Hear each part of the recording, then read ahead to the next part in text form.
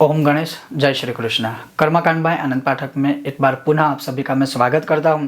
और जैसे हम सब जानते ही है कि देव उठनी एकादशी जो है वो 23 नवंबर गुरुवार को है। और उस दिन जैसे चतुर्मास अर्थात 4 महीने तक भगवान स्वयं ही पाताल में रहते हैं और या फिर एक निद्रा अवस्था में रहते हैं, ऐसा हम मानते हैं। लेकिन अगर देखा जाए तो इस देव उठनी एकादशी अर्थात प्रबोधिनी एकादशी के दिन भगवान को एक जगाने का भाव करते हैं। भगवान को एक जगाने की विधि होती है, वो केवल एक श्लोक मात्र से, और उसके अलावा जो भी विधान है वो आज विषय और वीडियो में आपको मैं बताऊंगा। अगर आपको यह विषय वीडियो पसंद आए तो लाइक कीजिएगा, शेयर कीजिएगा, चैनल पर नए हो तो सब्सक्राइब करके घंटे का चिन्ह दबाइएगा। तो चलिए शुरू करते हैं।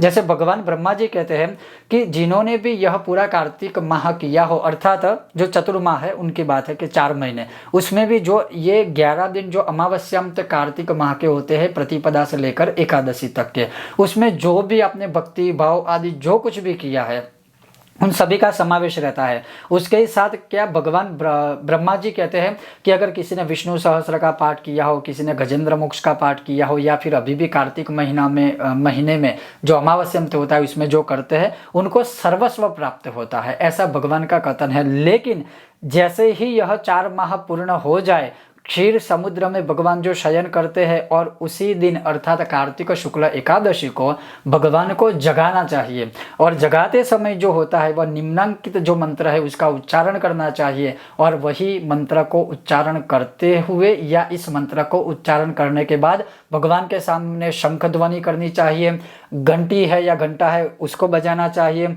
जितने भी वाद्य वाजिंत्र आदि होते हैं, जिस समय पर भगवान को उठाया जाए, जिस समय पर भगवान को निद्रा में से, क्षीर समुद्र में से या फिर पाताल में से जब जागृत अवस्था में लाते हैं, तब बहुत ही अच्छे आगमन के द्वारा बहुत ही अच्छे तरीके से भगवान को जगाना चाहिए, केवल एक श्लोक मात्र से।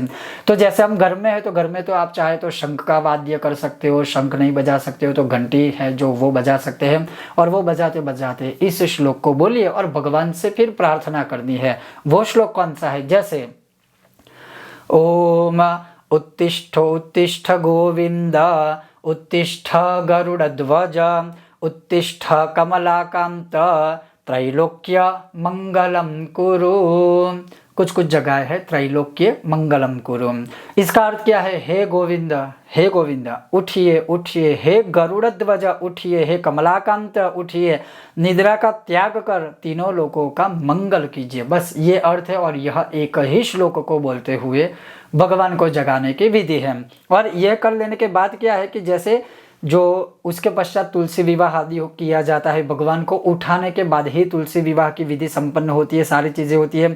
उसके बाद बोला है कि भगवान को उठाने के बाद एकादशी के बाद द्वादशी के दिन विष्णु सहस्त्र है, गजेंद्र मोक्ष है, या ये जो सारे पाठ या महान जो पाठ ऐसे है, भागवत श्रवण, गजेंद्र मोक्ष आदि, वो श्रवण करना चाहिए।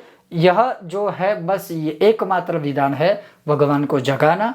द्वादशी के दिन कोई भी पाठ करना या एकादशी में ही आप चाहे तो कर सकते हैं। ऐसा करने वाला जो मनुष्य है वह साक्षात हरि कृपा प्राप्त कर लेता है, और ऐसा ब्रह्मा जी का कथन है हमारे पुराणों में। ये था आज का संक्षिप्त विषय और वीडियो। क्या आप भी ऐसे भगवान को उठाते हैं?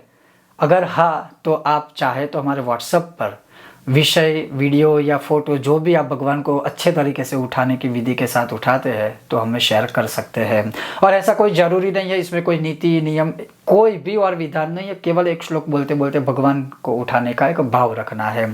ये था आज का विषय और वीडियो। आपको यह पसंद आया हो तो लाइक कीजिएगा, शेयर कीजिएगा, चैनल पर नए हो तो सब्सक्राइब करके घंटे का चिन्ह दबाइएगा। बहुत जल्द मिलते हैं नए विषय और वीडियो के साथ। ओम गणेश, हर हर महादेव।